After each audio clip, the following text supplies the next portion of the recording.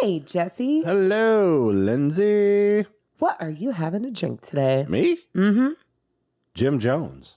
Oh. And a strawberry Celsius. Yeah, strawberry Jim Jones, strawberry Celsius. And if you're new to us, what is a Jim Jones? Vodka.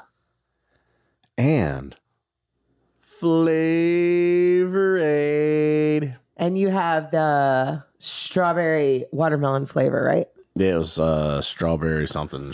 It was strawberry something. No, it wasn't strawberry watermelon. Strawberry. Yeah, strawberry Yes. watermelon. It was. Yes, because I said that will go well with the watermelon That's what Celsius. it was, and that's what I'm geeking about. What are you drinking over there, Lindsay? So I've got my the blood orange White Claw with the retro Celsius. It's a very good mix. I really like it. It's very nice. Very, very orangey, very crisp. Is it very retro? Yeah, kind of. Is it a vibe? And if you guys are new to us also, 1 year ago this month, we covered a 4-part series on Jim Jones. Which I shared last week. Yes, Yeah. you did. I saw that. I'm going to do that more. Mm-hmm. So I might share the rest of them for the next few Wednesdays till we figure out our Wednesdayage. Yes. Because our Wednesdayage has been weird. Yes. We're so sorry. But anyhow. So, Yeah. You want to get that intro rolling? Yeah. If you guys are ready. Part 2 today. Oh, so you're ready. Yeah, hit that intro. Oh, you're ready. Look at you. You're wide-eyed and bushy-tailed over here, Lindsay. Okay. Well, let's go then. Happy Friday! I'm drinking.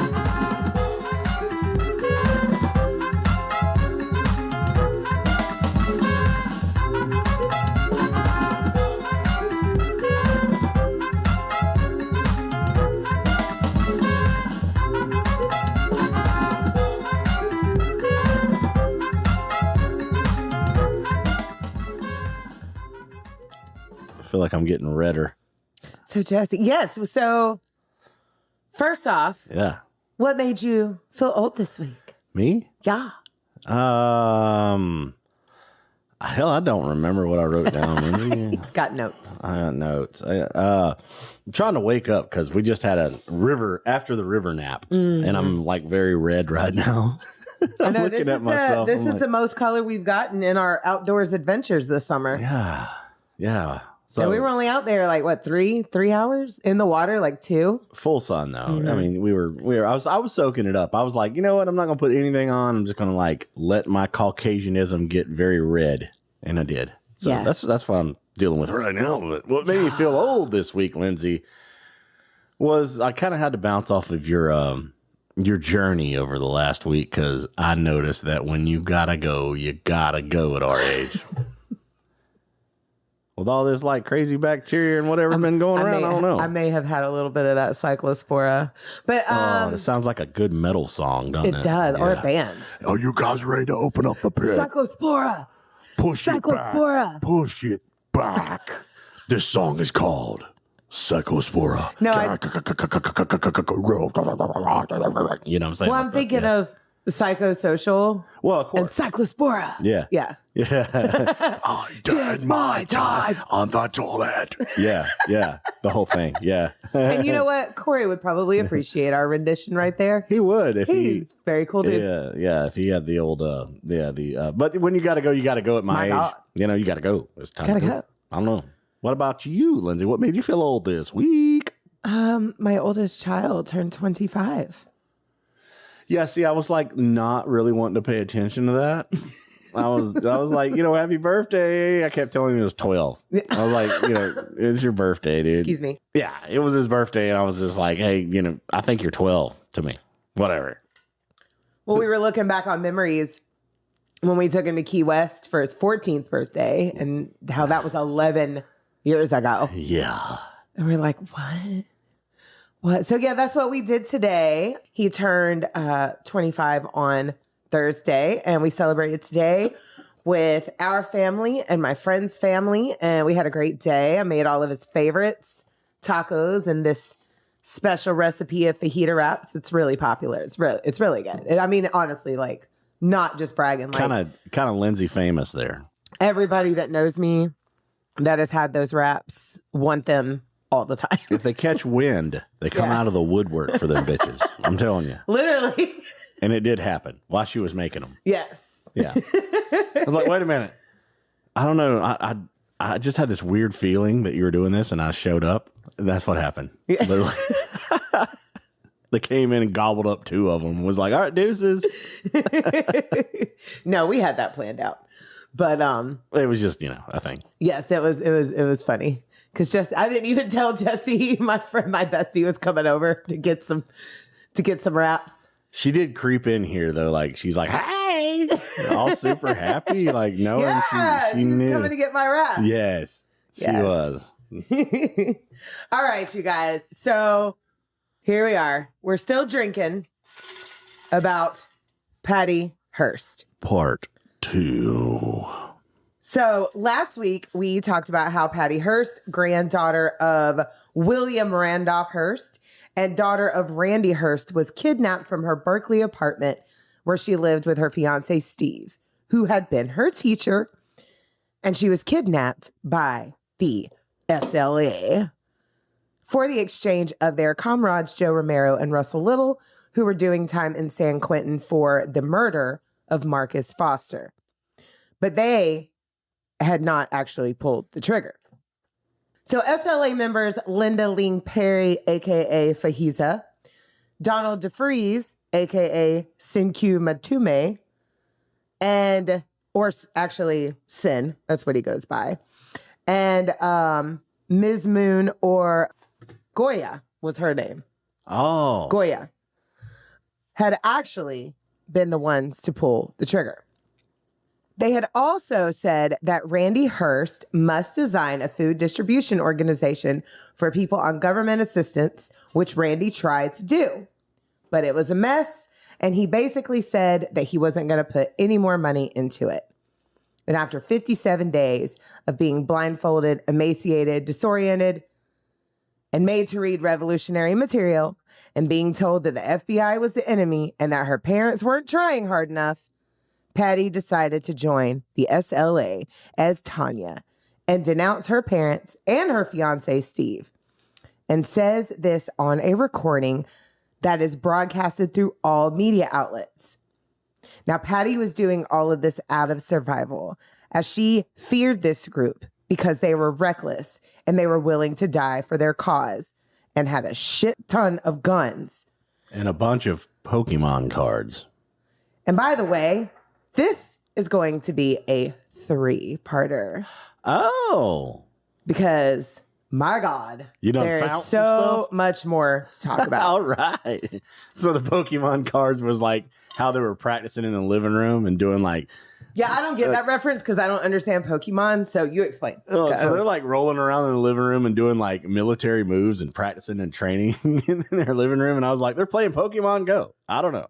And there is a movie that you can watch starring Ving Rhames and Natasha Richardson. I mean, it's pretty accurate. I mean, it's short, but like it gives you the breakdown of, because it's through Patty's point of view, pretty much. So I can picture her like finally, which I mean, the situation is horrible to begin with, like completely, whatever.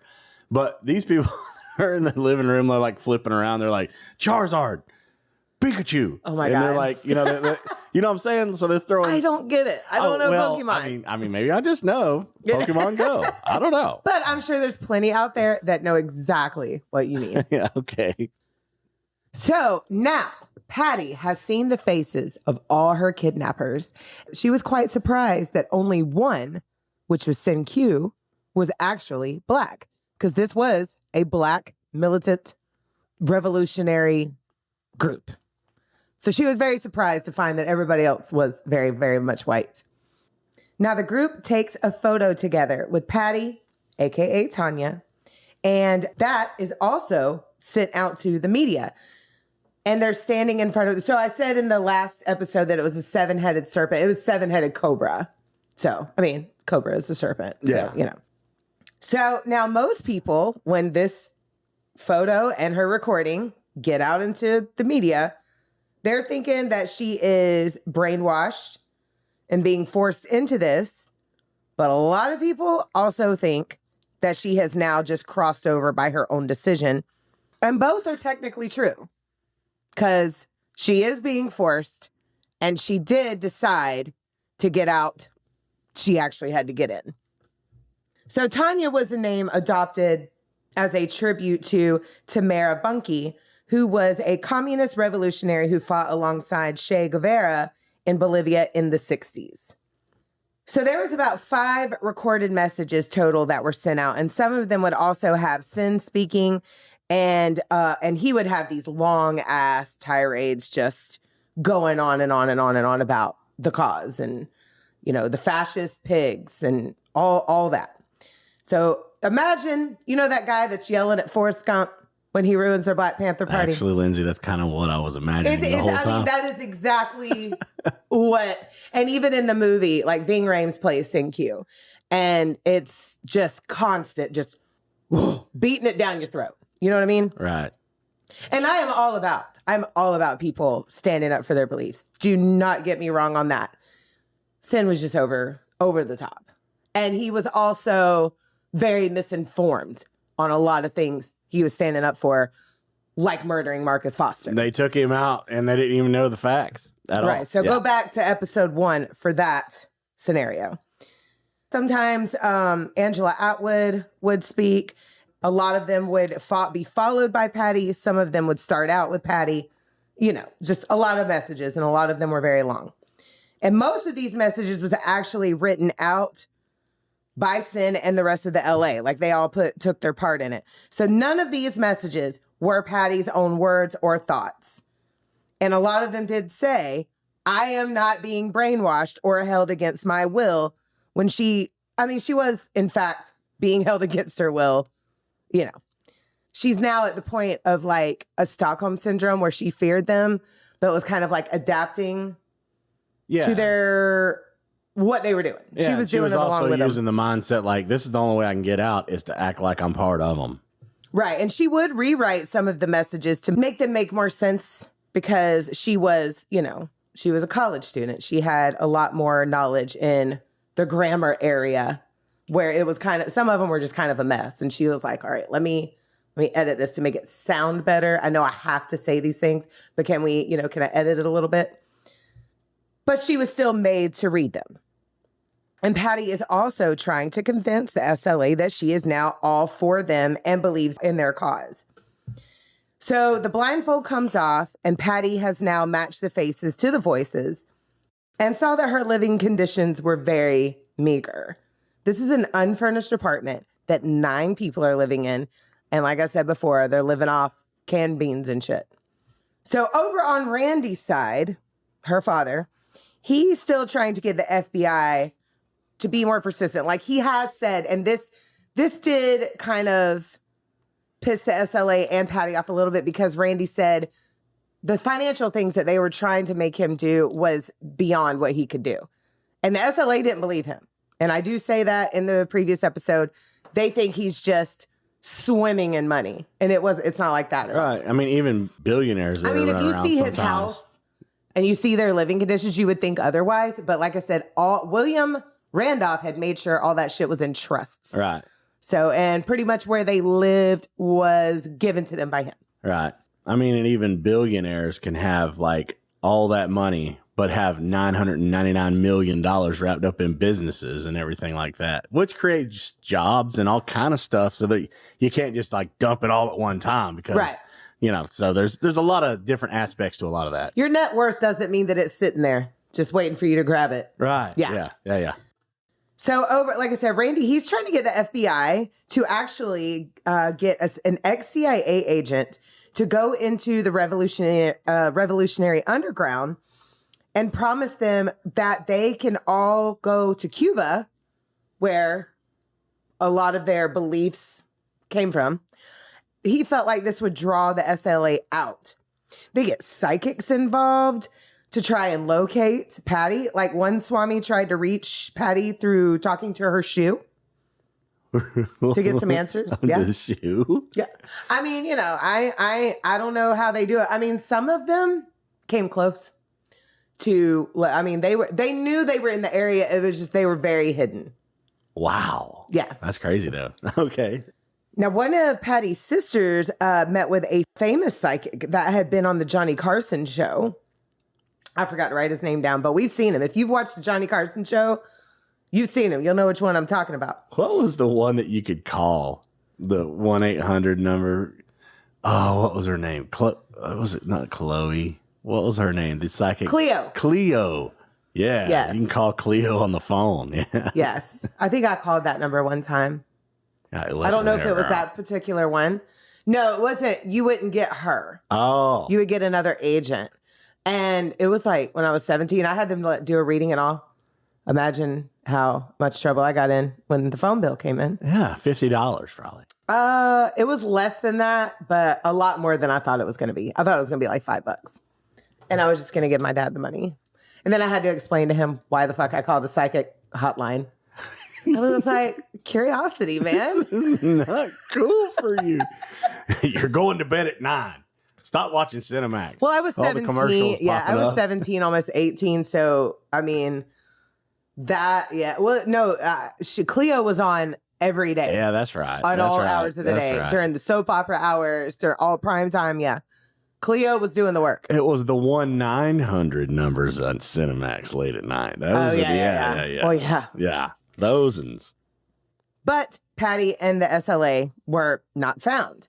Nobody had anything to work with. And which is crazy to me because they had neighbors. They were just in an apartment complex. And they were in there doing like just calisthenics all the time and shit. Making all the noise. You know what I mean? And they did have disguises. Because let's not forget. Oh, yeah. Well, let's not forget that at least 3 of the members of the SLA had been theater kids. So they knew how to dress up and just be over theatric. They were over theatric about it. Yeah, they definitely I'm going to work out my ski mask. That way I'm ready. Yes. Now, Sin was actually shook when he read that psychics were involved and was like, Patty, shut off your brain. Don't let them contact you, girl, because you are now the enemy as well. And you will get killed right along with the rest of us. Like he fed that to her a lot. But after a few days of being unblindfolded, the SLA decided that they wanted to make a public appearance with Patty by robbing a bank. Now, they did need money, but this was always also going to be a way to show the public that Patty was indeed Tanya. Now, robbery had actually always been how the SLA was surviving, by the way. They had participated in muggings, robbing stores and houses. Like, they had already been doing this. This is how they were getting money. But before the bank plan, they actually had talked about robbing a liquor store.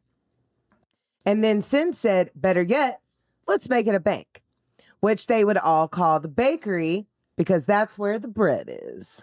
Oh. Yeah, they're a lot. Okay. And the rest of the gang was like, hell yeah, except Patty. And Sin tells Patty that this is now her time to prove to the group that she was, in fact, all in, or they would kill her. He does tell her this. Right. Now, Angela Atwood, or Galena, she would make disguises for herself, Nancy Ling Perry, or Fajiza, and Bill Harris, or Tico, to go and shake out the bank that they would rob. Not stake out the bank that they would rob. Now, they did this by going out and looking like tourists and taking Polaroids of different banks and their surroundings. You know, because you have to have a swift getaway. You got to know what bank's got a lot of traffic going by it. You got to do the work. So they would go inside these banks and memorize the surroundings and later draw out diagrams for the group planning at the safe house. They would collectively decide on the Hibernia Bank, which was in the Sunset District of San Francisco. The president of this bank just happened to be the father of Patty's best friend. Oh, wow. But the SLA didn't know that, and she kept that detail to herself. But she was like, fuck, this is where I got to make my debut as a member of you idiots. So she tried to convince Sin to let her be a part of the group that would be outside the getaway. But Sin was like, no, girl, we want you on camera, want you armed, and you have to make a whole speech as we collect the money.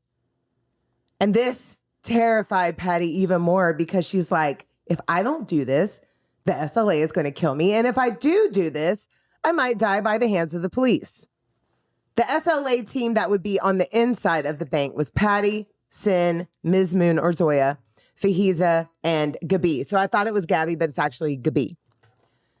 Both teams would open fire at any time to avoid infiltration, or they would all die together as a unit. Patty was given a, oh my God, let me see if I have this written right. An M1? M1, that's it. Yeah. M1 semi-automatic carbine with a sawed-off barrel. And the other members had various machine guns and shotguns. This gun was fucking huge. I'm going to show you a picture in a little bit of her holding it. Yeah. It's bigger than her. Yeah. Now, Patty practiced her speech day and night to make it last no longer than 90 seconds because that was what the group had practiced for the entire robbery. To they were using the speech swift. for timing also. Right. Yeah. And Sin told her, if you do anything else other than this speech, and that speech better be perfect, but if you do anything else, I will kill you myself. So on April 15th, 1974, just 13 days after Patty had swore allegiance, they set out to Hibernia Bank. This was also the first time that Patty had been outside since her capture on February 4th. That's a lot. Yeah. That's a long time. But I'm when you think about it. geeking up about it. Here they go. Now they're Yes. setting off. Yeah, they're taking on a bank, dude. This is going to be crazy. So the group is at the bank and they take out their planned positions. Now, Fahiza, she drops her fucking ammunition clip and her machine gun falls to the ground and bullets go everywhere. She's fumbled fumble on the play right away. Fucking A, dude. They didn't practice this in the living room? Oh, they did. But she was like the one to kind of do that a lot. Oh, shit. So Sin, he takes over and he yells, this is a holdup. And the first motherfucker who doesn't lay down on the floor is going to get shot in the head. Now, at the same time, Patty then points her gun at the assistant manager and a couple of other employees. And Fahiza is kicking and screaming customers who weren't like reacting quick enough. And then Ms. Moon or Zoya, she jumps over the counter and starts collecting the cash. So now Patty is supposed to be shouting out her speech. And all that practicing she had done over and over and over did not work out. No. Because she was frozen in fear. Oh, shit. And Lindsay. all that she could get out was, this is Tanya, Patricia Hearst. That's it. That's all she said. And then it was the 90 seconds were up. It was time to get the fuck out. Or 90 seconds. And as they're leaving, a man who owned a liquor store walked in during the holdup just to make his deposit, as he always did. Now, he read the room quickly and was trying to leave and get out as fast as he could. But Fahiza got him right in the buttocks. What? And then the right leg. So it was right buttocks, right leg. And then another guy, an older man who was like 70 years old, was walking in right behind him and got one to the hip. But both of those men do survive. Good. That's fucking crazy, though. This is fucking chaos crazy, dude. But that's LA. They got away with it. They got away with it. They get in their cars. They take off with them. They dump the getaway cars and they make it back to their safe house with $10,000, which would be about $68,000 in spending money today, or spending power. Yeah. I'm just 90 tripping seconds. about this. Yeah. I know. God. Now, when they are all in the safe house and the money is everywhere and they're celebrating, they turn on the radio to see if any of the news was out yet about them. But it wasn't. Instead, this brand new song by the OJs called For the Love of Money came on. For the love of money. No, I knew you were going to go there. You knew I would go No. there, though. Money, money, money, money. Oh. Money. I was like, you're thinking of 90s. This I is know. 74. But when I hear the words, I Okay. have to put it together in Bone Thugs type construction. But could you imagine? They turn on the radio and then it's burn up, And they're like, got all this money. They don't know like the actual words, but we see that in movies all the time. Yeah. Where people are winning the lottery or they've robbed a bank themselves. This was all organic. And now I hate these people, but other than Patty, of course, but that had to be one of the coolest moments in their fucking life. Fuck yeah, dude. Up to that point. Yeah. Yeah. I mean, but yeah. They're walking around. They got their... That's what I was trying to sing the other night. And I was like, I can't do it. It's part of the script. They got their bell bottoms on. Maybe some kind of an afro kicking. No? All military gear. They wore no dungarees. That was not cool. That was not cool to them. I'd have me some military bell bottoms. All military. It was like, fatigue type. I'd hire me a dude to walk by me playing a wah pedal.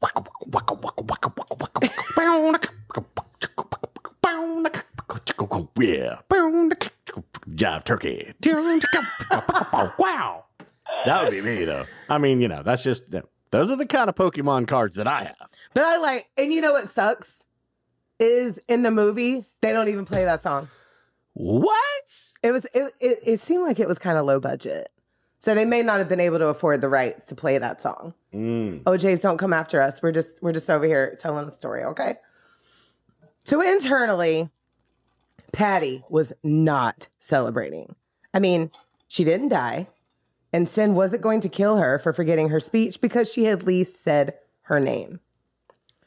And she shot somebody, too, to show that, No, she didn't. Oh, I mean, no. That was Fajiza. The Fajiza shot somebody. All right, well, damn. But now, she was a criminal. She had just helped rob a bank and was on surveillance, holding this big-ass gun. So now, the stories in the media about Patty said that, yep, she's conformed. And she was just as much a criminal as the SLA. So she just accepted that this was her new life. And if she says that if she stayed alive, she may somehow, by some miracle, get rescued one day. But she had to go along to get along until that miracle happened. Yeah. You got to do what you got to do to get out. Because that ends the whole hostage regime. Like, it's over with. Now she's came out like she's part of the clique, so you're not going to get any money out of it no more. It's over. Mm-hmm. Yeah. So everyone in the SLA, they're super stoked that this robbery went well, and in their minds anyway. But they are completely exposed because no one wore a disguise that day. Oh God! And they had been caught on surveillance, and their pictures were everywhere. So Sin insisted that they could not leave the apartment for any reason. And then they started to run out of food and basic needs. So Sin decided he was going to go door to door to get new recruits to join the SLA, to join their cause. Oh, the confidence is up now. We can take over the world. So these recruits would kind of help them get what they need. And if they want to join the revolution, great. Other than that, we did groceries. So he happened to find a black Muslim woman who was willing to help. And she came to the safe house to meet the members and was like, holy shit, it's real white in here. Very, very white. Sin was like, this is the white chapter, and I am their black leader. Now, Sin had also told Patty that there were other chapters of the SLA as well. Like, it's like grown-ups, dude, where he's like, these are my white people. Get your own white people. Well, no, because he had told Patty in her, her initial hostage situation that there was chapters of the SLA all over the world, and they would hunt her down if she tried. So now it's too late. Yeah. You're trying to help now. Oh, shit. But they were it. That was it. That was the SLA. There was 9 members right there. Now, they had a few friends, over the country, but this was the SLA.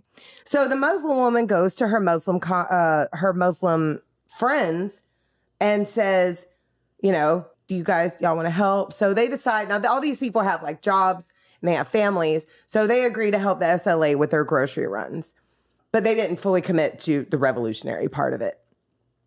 And then after a while, Sin said, we need to relocate to a new safe house. So they shredded documents and put their books and other incriminating things into a bathtub with water, condiments, food coloring, cooking spices, and then they just decided to all pee on it as well. And then Sin was like, let's throw some cyanide crystals in there too. Yeah, just make it this whole concoction. Stew. Yeah.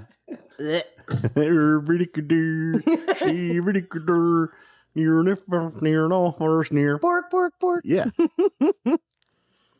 They take off to a mostly black community in San Francisco.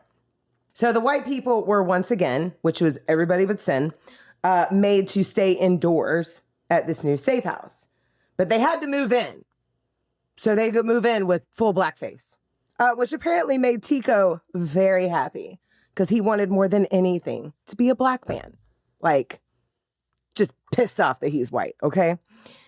And Sin, the only black person in the group, he decided to go in full drag. He dressed up as a woman. So they're literally painting themselves to go in this community, like yes, into the neighborhood because it was a predominantly black neighborhood. So, and they have to move in at some point. So, yeah. Fuck. Okay. Right. So now we are in May of 74. Patty was kidnapped in February, beginning of February. Yeah. Now we're in May.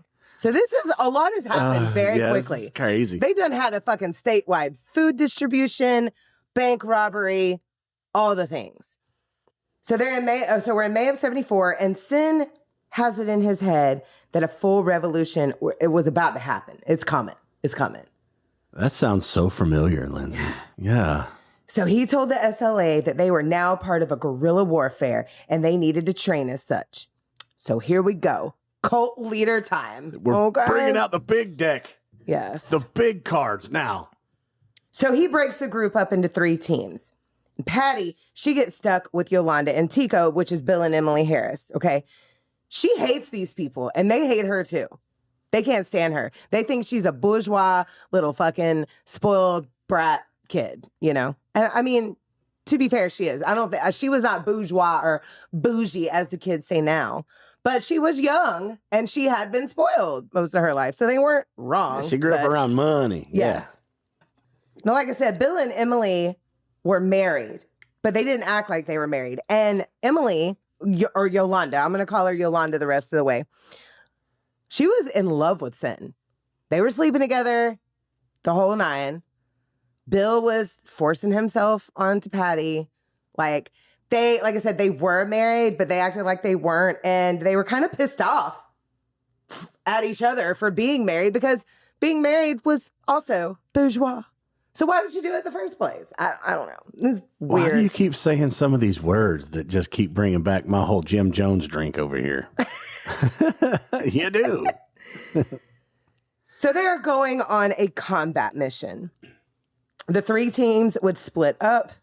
They were going to kill police officers night after night, or the pigs. And then they were going to invade civilian homes and stay in that home till the next night, do it all again. You know what I mean? This was Sin's new plan. And this was supposed to force police and National Guard to invade the black neighborhoods, which would invoke rage in the black neighborhoods. And then the people would want to join the SLA because revolution. Revolution. Okay? And the battlefield was going to be LA, mostly in Compton and Watts neighborhoods. Fucking hell. Yeah. Over at the previous safe house, they had left out rotting food, which led to cockroaches, which led to tenant complaints, which led to their old safe house on Golden Gate Avenue being discovered, which then led the police and the FBI one step closer to finding the group. Now, they also found one of the abandoned getaway cars from the robbery, and there was something in that one that led them to them. I can't remember what it was, but they're going to leave behind evidence in another car that we're going to talk about in a little bit. So this was all in the news, and the SLA was constantly watching the news or listening to the radio. So they go off to LA, and each team is in a different vehicle. So Patty, Yolanda, and Tico are all in one together. Now, Patty is made to lay on the floor of the vehicle that they're in at this time. There's going to be so many more. And she was right next to a big-ass machine gun and would later on get scrutinized because why didn't she just pick that up and kill them and get away? Well, for the most part, if you're not a killer, you don't think like one. And why would you shoot the people driving you? Because then you're probably just going to die too. And they're all sitting there with guns too. Yeah. Yeah, no, not going to happen.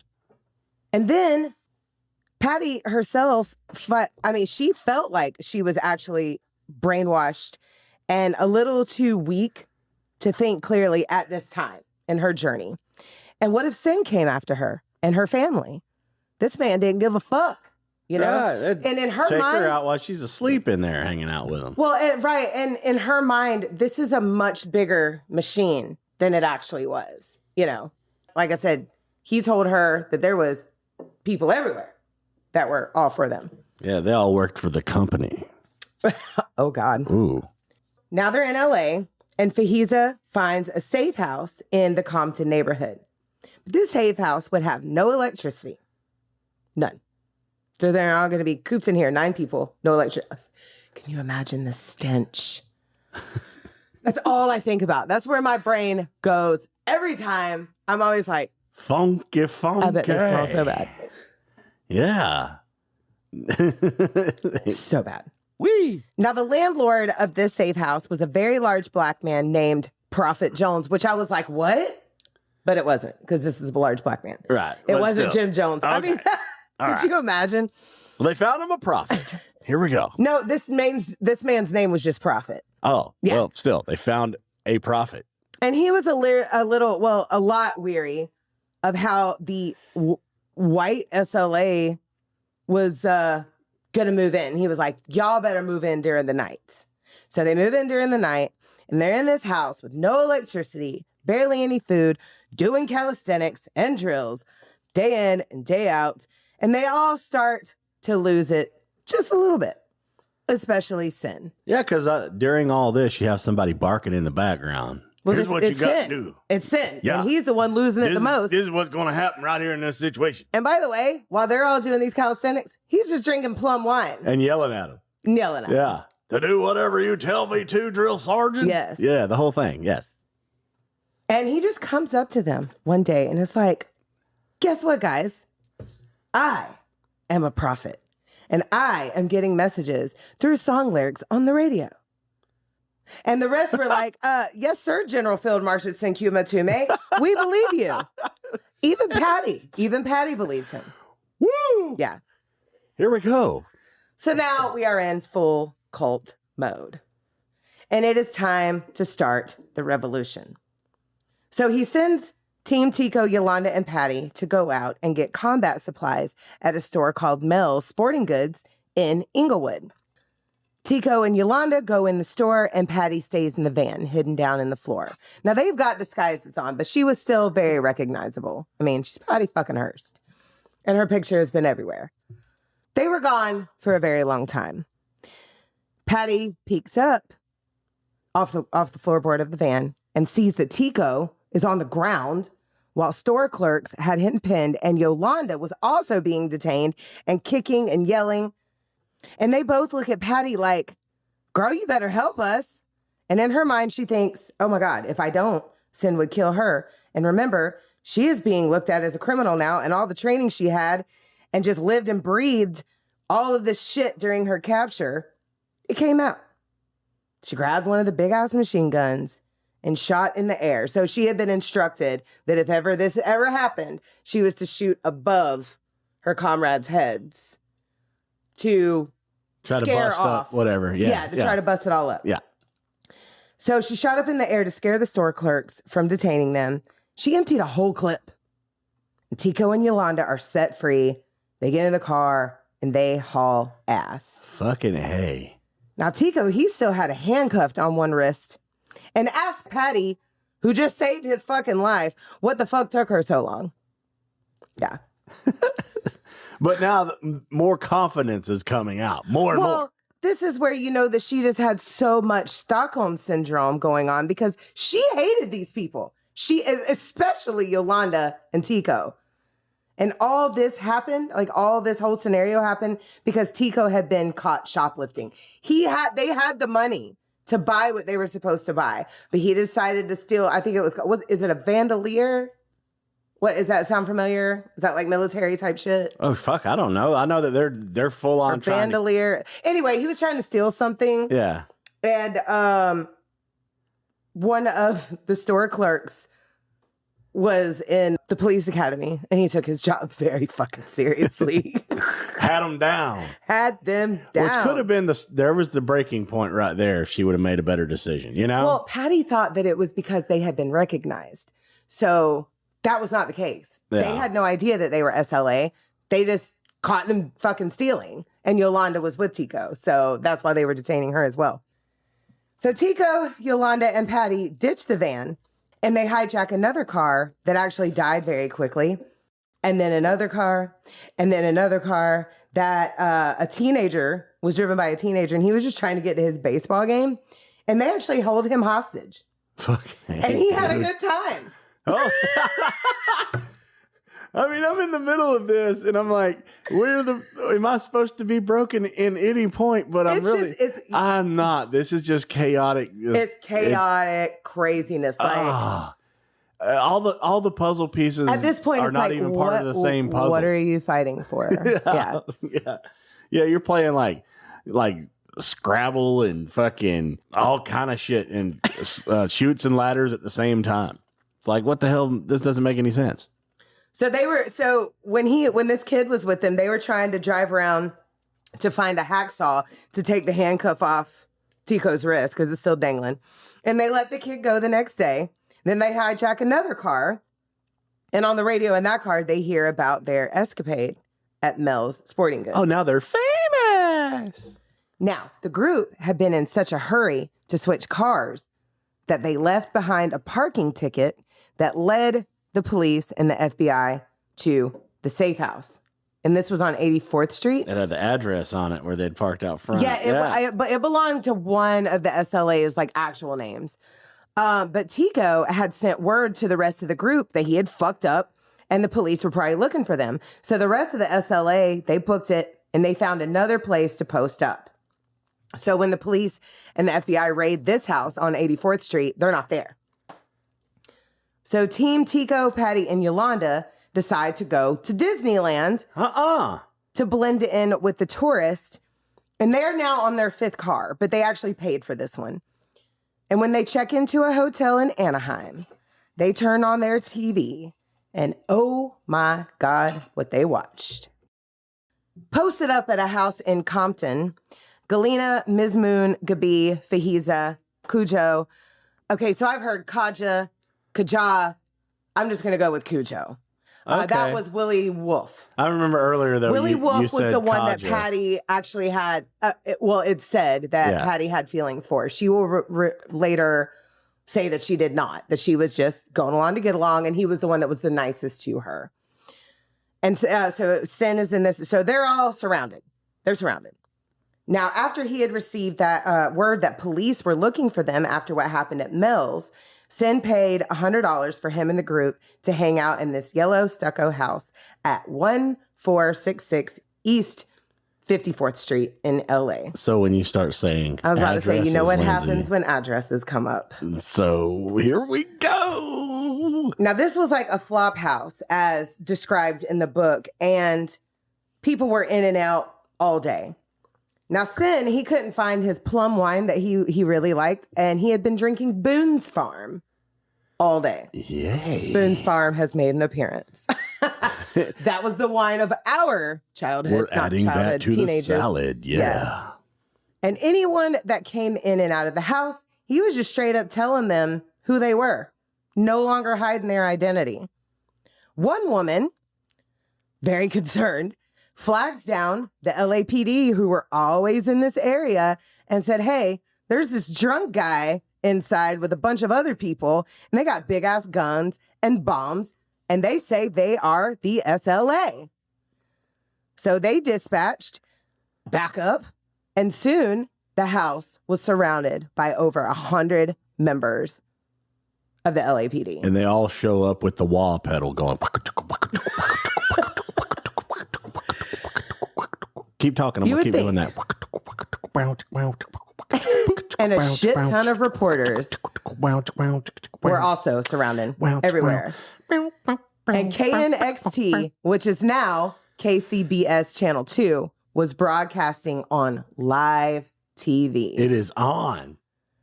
So this is what Team Tico, Yolanda, and Patty were watching over in Anaheim on live TV. Wow. The LAPD called out 12 times for the SLA to surrender. Said, you're surrounded. Come out. Let's do this. Let's get this over with. Let's shut it down. Lindsay, what about our revolution? Well, after the 12th time, they started throwing tear gas into the house, to get them out. Now, the book I listened to said that the SLA actually sent out a young boy from the house because, like I said, people were in and out all day. Maybe it was the guy that had the car. No, it was a young kid. Oh, okay. Young kid. Oh. No, this was a whole different area. Oh, They're yeah. Okay. in Compton. Yeah. Tico and all of them are in Anaheim. Yeah. Okay. Gotcha. So the boy comes out before the tear gas starts. Now, the SLA is prepared for shit like this, and they have gas masks. And they start just throwing the canisters back outside, throwing them back. And then I believe it was Willie Wolf or Cujo. He fired first. And then for over an hour, a whole ass gun battle was broadcast on live TV. Fuck. An estimated 9,000 rounds were fired, and 5,000 of those was from the LAPD to the SLA. You can watch footage of this on YouTube and in the documentary that I watched called Gorilla, The Taking of Patty Hearst. That's on Prime. Fucking excellent. This was one of the largest shootouts in American history. And then the house caught on fire. The LAPD asked once again for them to come out and surrender. I mean, it is ablaze. I watched the footage. But they didn't. They all went together in the crawl space of the house and kept shooting. Now, Fahiza, she had tried to run to the next house, and then Gabi came out behind her, and she just started blasting, and a return fire hit her straight in between the eyes. Then Fahiza started blasting, and she got 2 bullets in her back. And then Galena dragged Gabi's body back into the crawl space where they all succumbed to their death by fire. Oh my God. Except Sin. He went out the way a cult leader goes out. Oh. Shot himself right in the temple. Yeah, figured. Yeah, but God. Oh, Lindsay. So now Tico, Yolanda, and Patty are all sat in horror in their hotel room as all this unfolded. Now, Yolanda, she's in love with Sin, so she is completely fucking hysterical. Bill or Tico, he's thinking all this is his fault, which it kind of was. But Patty, she was more terrified than ever because this is exactly what Sin had been telling her. For all she knew, the LAPD thought that she was in that house and they did not try to save her. And everyone died exactly how Sin said they would. And that's where we're going to leave off for today because there is more to the story. My God, Lindsay. Oh, just hung out to dry now, are we? Yes, I'm so sorry, but that's a lot. I mean, that is quite the fucking episode right there, buddy. The charismatic exploitation of race and just revolution and everything that they use so far has just been, and it's just like, half of it's comical, but I knew something like this would have came too. When you get enough guns and enough shit with enough craziness that's going on at the same time. I can't wait for next week. Goodness, Lindsay. It's going to be quite the turn that you will not expect. I'll just give you that. Shit. Yeah. Shit. Well, thank you so far, Lindsay. You don't get an applause yet, though. Yeah. You get one at the end, bro. Patty's got a long way to go with these fuckers still. Yeah. So she may get a turn later on. She may turn it around. Every now and then I get a little bit closer when you never come around or whatever. Whatever. You know what I'm saying? Because you never come around. Yeah. Rest in peace, Bonnie Tyler. Oh, yeah, you're right. Yes. Yeah. Total eclipse. Really. Total eclipse. Moment of silence there. Moment of silence. Yes. Okay, can I play music? Yeah, play it. All right. Cleanse our palate. Play us a bend. I have one here. And you're going to love them, Lindsay. Oh, I'm so excited. I'm getting This my phone band ready for the admin work. Is from Pennsylvania. Love the state of Pennsylvania. We do. We had a great time in Penn. Lindsay, this is Big Fat Meanies, and the song is Big called... Fat Meanies? Yeah, Big Fat Meanies. I'm looking them up right now. You're going to love it, dude. This song's called Line of Fire. Everyone go check it out right now before it even plays, because it's playing right now. This is what we do.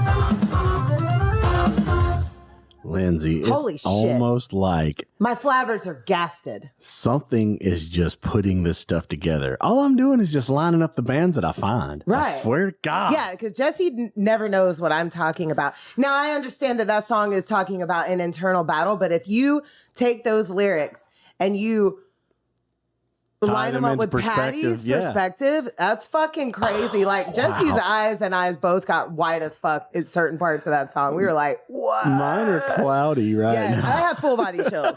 Full body chills. Cloudy right now. First of all, Big Fat Meanies, y'all are cool as fuck. Oh, yes. Love the sound, love the song.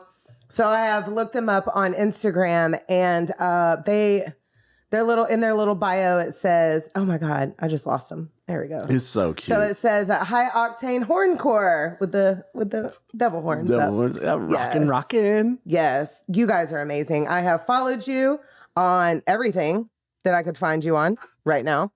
And guys, go follow this band right now. Put us up in Pennsylvania. We'll come play. Yes. We'll drive all the way up there. Woo! We'll bring the band. What is it? What was it? Because we had to break up our trip home from Gettysburg to here. What was it? 13 hours? Yeah. Yeah, and we stopped after 6. Yeah. Yeah. Almost 7. Yeah, we could do it. We could do it. That is Give us a weekend. It is one of the most beautiful states I've ever been in. God. And it's so crazy how different, like, because we went to the Philly part first, and then we went to the Gettys Park, and we drove through so much beautiful countryside. It was picturesque, man. Like everywhere. Yeah. Everywhere. I love Philly it. was nuts. Philly was fucking nuts. But it's cool because we met a cat in Philly that told us what to do in Gettysburg. Yeah. And it was and he was from Florida. Yeah. Yeah. He was the concierge at the hotel we stayed at. They hooked us up. Yeah. That was really cool. Yeah. Yeah, because we initially got like the wrong room, and he switched it up immediately. Like there was no problem. Yeah, because we were fucking tired. The bartender was like, "Hey, y'all need to go here and here and here." He told us where to eat. Yeah. Yep. Yeah, it was cool. We went to the Dobbin House. Love it, dude. We need to come up and say hey in Pennsylvania. Yeah. So if you're in the Pennsylvania area, check out this band. They're making moves. They're doing stuff. Where at in Pennsylvania did you get the exact location? I didn't go deep dive, Lindsay, but follow the band if you're Pennsylvania interested. is the state. Follow the band. It's a lot. Follow the band. Follow the bands. Follow the bands. All Big of the Fat bands. Meanies. I love that name. Yeah, love it.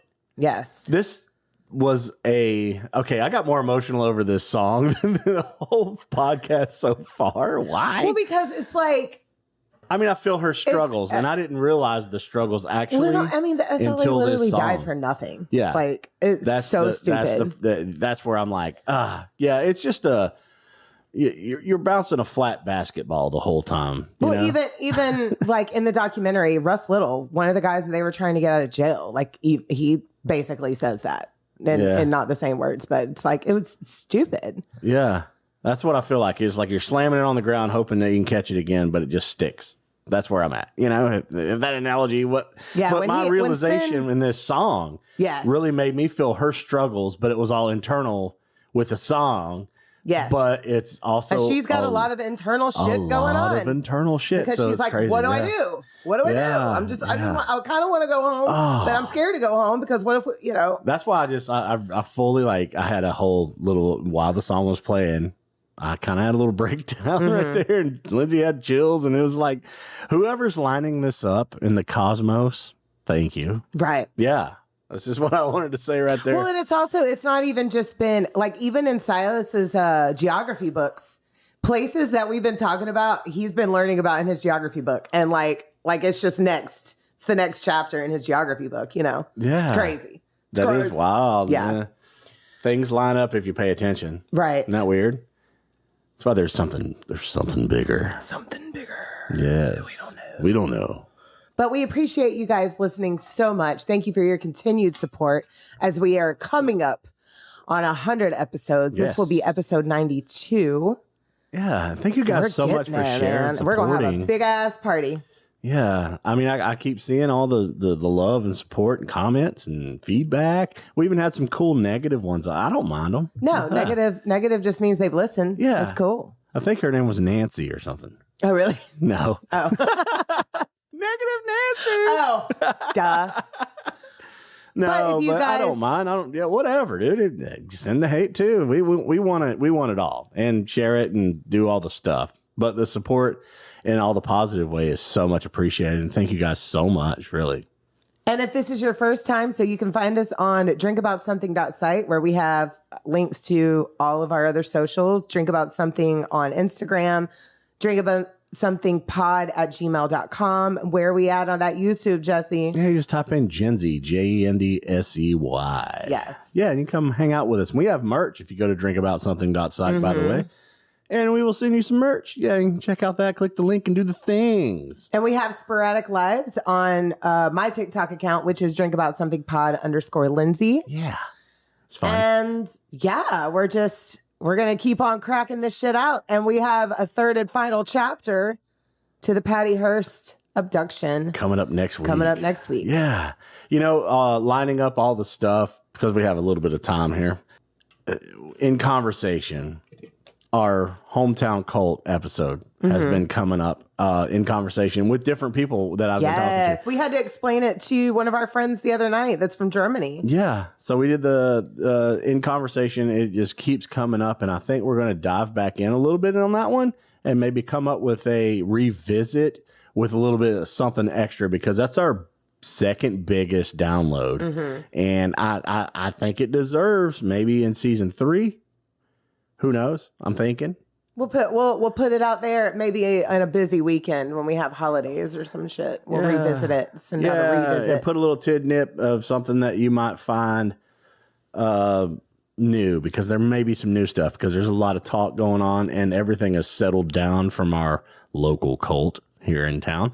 I think we should revisit that and maybe dive into maybe some more history on that. Maybe there's something. I mean, to be honest, what I put in that episode was as much as I could find. And I even reached out to ex-members and they didn't message me back. No, they were quiet. But maybe now there might be some openings, because it's been a little while, you know? Because I think there's going to be some openings because of how tight-lipped everybody was around here. And if it's not now, it will be soon. Well, unfortunately, a few of those people that I reached out to still have a cult mentality. Yeah. They've just moved on to a different church, you know? So, but they're still looking for somebody to follow, where I'm like, I need somebody rogue. Yeah. To come spill all the tea. Yeah. Somebody to come loose from out of it. Who has deconstructed themselves from all of that shit. So if you're catching that and you're in the right mind and you like the wah pedal playing in the background, hit us up. Well, that was the sound of that time. I love that. Shizzle. I love the corduroy. I'm wearing it right now. Yes. Yeah. You are. Yeah, he loves the corduroy. And we love that. I used to really want to be a part of the 70s. Like when I was growing up, like I just was like, felt like I was born in the wrong era. But as I've gotten older and I've now researched about the 70s, no thanks. I'll stay where I was. It takes people years to find out that they really love the decade that we were born in. Oh, yeah. You know? 90s it really does. Well, I mean, born in the 80s, growing up in the 90s. It was the tits. Yeah. Man. I was on the last end of like He-Man and all the cool stuff. And I loved all that 70s Thundercats and She-Ra. Yeah, and I wanted to be part of the A-Team, dude. So Ninja bad. Turtle. A beautiful. I wanted to be like Mr. T. Like, I wanted to be Mr. T. But I wasn't fixing to dress up like these people to be it. I just wanted to be a member of the group that lived in the Three's Company house, man. But now... I wanted to have Mr. Roper as a landlord. Now on Tuesdays, we just wear pink. Wednesdays, whatever. One of them days. We wear pink on whatever day it is. Jesse, how dare you? I have made you watch that movie more times than you could probably count. But I brought it back up, even if it's wrong. Whatever, it happened. Anyway, so you guys, we're going to sign off. We'll see you next week for part 3 of Patty Hearst. Yeah, and go buy the Elwood stuff that's going out right now. Oh, yeah? Yeah, go buy it. Yeah, just go do it. Anyhow, and support us. Yes. Do the thing. Support us. We'll see you. Like, share, we'll subscribe, see you next comment. Friday. Yeah, we'll do. Tell everybody you know. We're gonna party. Yeah. Come over. I'll make you a Jim Jones drink. Mm-hmm. Yeah. Yeah. Let's do this. All right, Jesse. No, send us off. I don't want to say bye, but all right. We love you so much. Bye.